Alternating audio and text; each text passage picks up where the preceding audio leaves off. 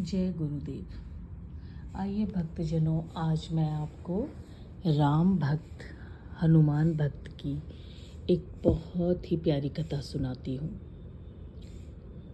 तो ये भक्त जो हैं, ये इनके कुंडली में ऐसा लिखा हुआ था कि बहुत जल्दी जो है ये भक्ति मार्ग में चले जाएंगे। आप चाहे इन्हें कितने भी बंधनों से बांधोगे, लेकिन ये रोक नहीं पाएंगे खुद को। खैर, बड़े होना शुरू हुए और गृहस्थ आश्रम में भी आ गए। इनकी पत्नी भी थी, बच्चे भी थे, लेकिन ये अक्सर जो है साधु संतों की संगति में रहते, भगवान को खोजते रहते। बड़े बड़े जो कि ग्रंथ होते हैं वो पढ़ते, किताबें पढ़ते, और हर जगह ये प्रश्न का उत्तर ढूंढने की कोशिश करते कि प्रभु मिलते कैसे हैं।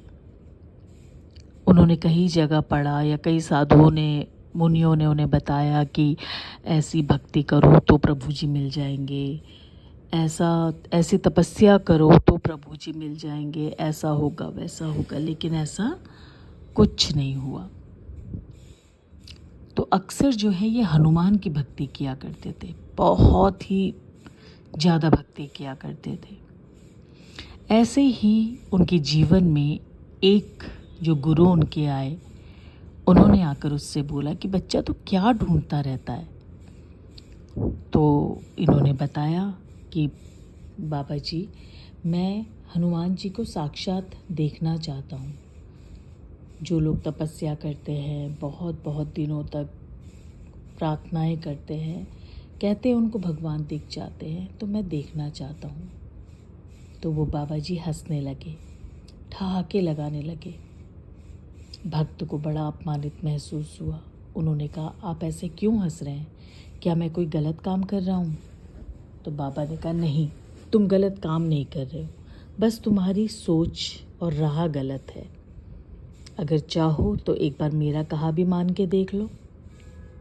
उन्होंने कहा, बिल्कुल, आप मुझे बताइए। तो बाबा जी ने उन्हें ज्ञान दिया कि सबसे पहले चाह छोड़ो। मुझे भगवान को देखना है, उनसे मिलना है, ये सोचना छोड़ो। अरे, तुम कौन होते हो जो तुम चाहोगे और भगवान तुम्हारे पास आके खड़े हो जाएंगे कि आओ भक्त, मांगो क्या मांगते हो। कभी ध्यान से सोच कर देखा कि हम सिर्फ मांगने के लिए भगवान की पूजा करते हैं। भगवान मेरे दुख हर लो, भगवान मेरा ऐसा कर दो, भगवान मुझे अपने दरबार बुला लो। अरे, कभी अपने इस मनसा, अपने इस लालच को अलग से साइड में रख के खाली दिमाग से सिर्फ भगवान को याद किया है? वो बात भक्त के दिमाग में जैसे छप गई और उस दिन से उन्होंने सिर्फ भगवान को पूजना शुरू किया। बस उन्हें याद करते, अपना गृहस्थ जीवन भी जीते, खूब मेहनत करते और साथ साथ में हर पल भगवान को याद करते। तो भगवान ने तो आना ही था ना। किसके भक्त थे? हनुमान के भक्त थे। जी हाँ, एक दिन हनुमान जी ने उन्हें साक्षात दर्शन दिए और कहा कि देख, आज मैं तुझसे कुछ मांगने आया हूँ। तूने बहुत राम भक्ति कर ली, बहुत हनुमान भक्ति कर ली, और रामायण, रामचरितमानस, ये सब तो जैसे तुझे रटे हुए हैं। तुझे क्या, सारे भक्तों को रटे हुए हैं। लेकिन मैं तुझसे कुछ और करवाना चाहता हूँ। भक्त तो वैसे ही आत्मविभोर हो रखा था। उसने कहा, हनुमान जी, जो मांगना है बजरंगबली, मुझसे मांगो। हनुमान जी ने कहा, सुन, मैं प्रभु राम के बारे में कुछ ऐसी बातें जानता हूँ जो जग नहीं जानता। जग वो ही जानता है जो उन्होंने पढ़ा है, लेकिन उनकी बहुत सारी ऐसी बातें हैं जो सिर्फ और सिर्फ मैंने महसूस की है या मैंने देखी है, और मैं उसको लिखवाना चाहता हूँ किसी से। अब इसमें मुझे तेरे से अच्छा भक्त और कौन मिलेगा? तो क्या तू मेरे लिए काम करेगा? भला कौन नहीं करना चाहेगा।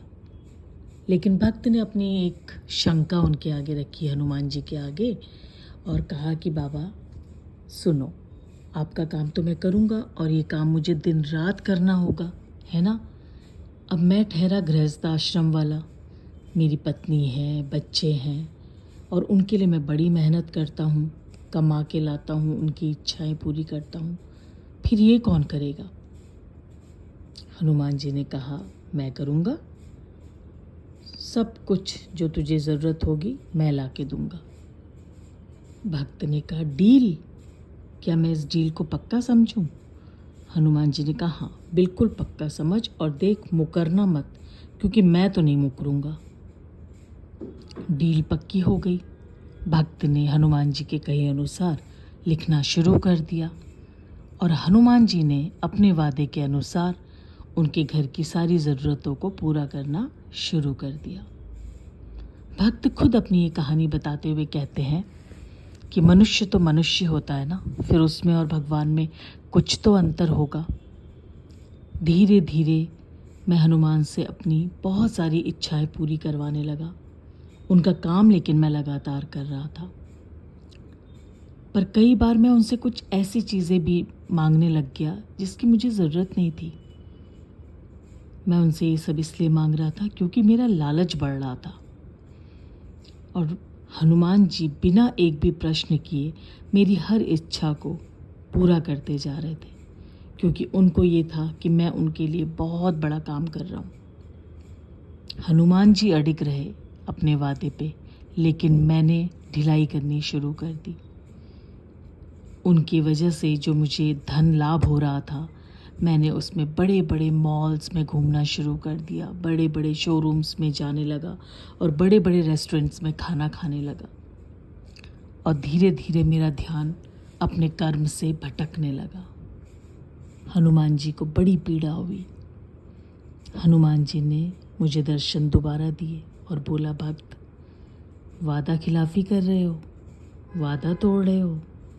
मैं तो टस का मस हूँ, जो जो तुम कह रहे हो कर रहा हूँ, लेकिन तुमने तो लिखना ही छोड़ दिया।